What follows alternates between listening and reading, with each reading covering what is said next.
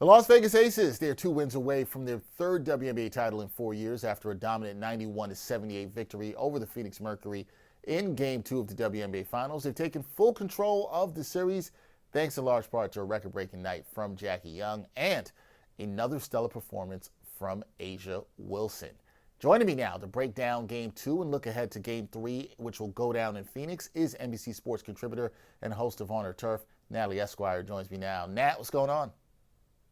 Hi, Dexter. How are you? Thanks for having me. Always a pleasure to have you to talk some hoops. You know, you're one of my favorite people to talk hoops. I am doing well. I'm enjoying these W finals, as I know you are too. You were out in Vegas covering it, and Natalie, you were in the building for Game 2.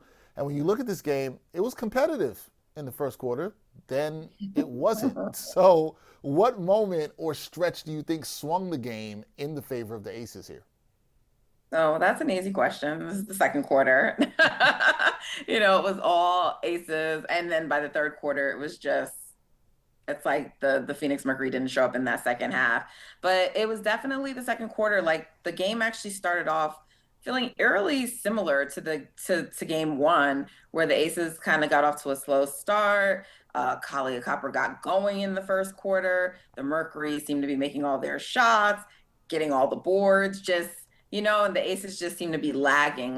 And then, as the first quarter went on, they got better. And by the second quarter, they sort of took control of the game and never relinquished it. Yeah, they never did there. You can talk about that second quarter and how good the Aces looked there, but we can also talk about this third quarter because Jackie Young had a historic third quarter. She erupted for 21 points in the third. That is a WNBA Finals record. And then we also saw in this game a monster double-double for the MVP, A'ja Wilson, 28 points, 14 boards on efficient shooting.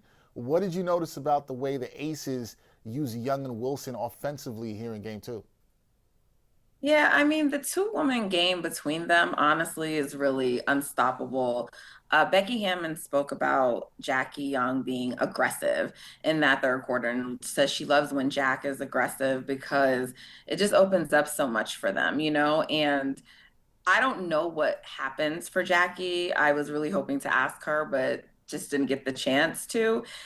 If she saw something like in the first half that just made her attack and be so aggressive the way that she was, because when she is playing like that, the Aces are pretty unbeatable. A'ja Wilson puts so much pressure on defenses, right? And so Jackie Young basically can go out there and just, have her way. And she talks about how much pressure A'ja takes off of them and, how Asia's being guarded. But honestly, Jackie puts a lot of pressure on defenses too. I think she sometimes doesn't even give herself enough credit. So between the two of them, there really isn't, you don't have the ability to really crowd A'ja the way you may have been able to earlier in the season. If you do that, then you're going to get killed by the rest of their players. And so, Jackie was just on a heater in that third quarter. It seemed like she couldn't miss, also crossing up folks. So, she was just having herself a game. And, you see the Aces, the result of it for them was very good. No, Jackie Young absolutely was in her bag in that third quarter, no doubt about that there.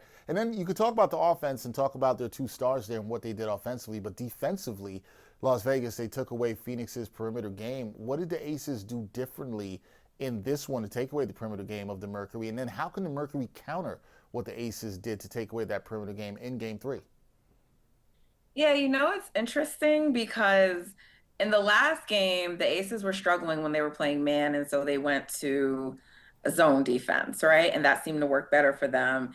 And Nate Tibbetts actually said, I think it was during a practice but he was asked, and he said he was actually excited that they felt the need to go to zone so early. I guess he thought that was like a signal to him that, that's a good thing for them.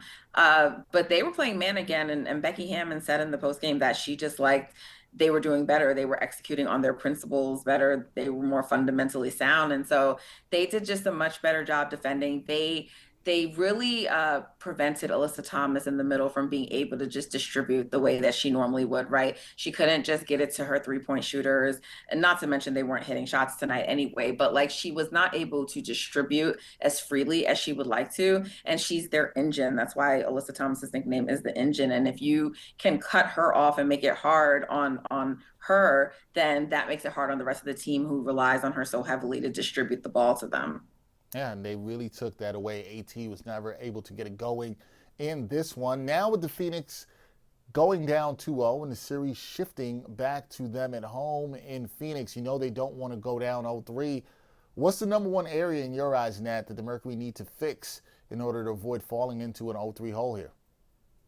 Yeah, and I realized I don't think I answered the second half of your question earlier. So I'll just say like in general, the Mercury can't get into foul trouble, like not their stars, right? And so yes, in game one it was Satu Sabli, and she even caught a critical technical foul because she got upset when she picked up her fifth foul in game one, kind of like threw the ball down, the ref teed her up, and it was just a really critical time in the game. And I actually look at that as like the part where like the momentum started to shift in Vegas's favor. Because I look at game one and feel like even though Vegas was at home, they stole game one because the Mercury really should have won that game. They were in control for three-fourths of that game, and when you're on the road, you need to steal one. Game one is the one you want to steal, and they should have because they controlled that game for most of the game.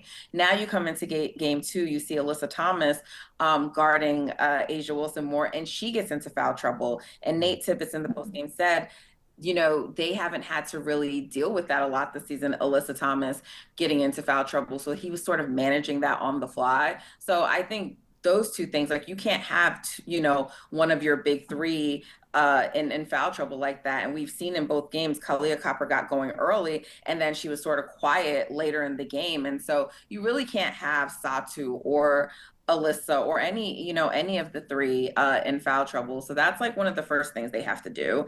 And then I think that the Mercury started to settle too much for threes. And this is something that they're prone to do and can do.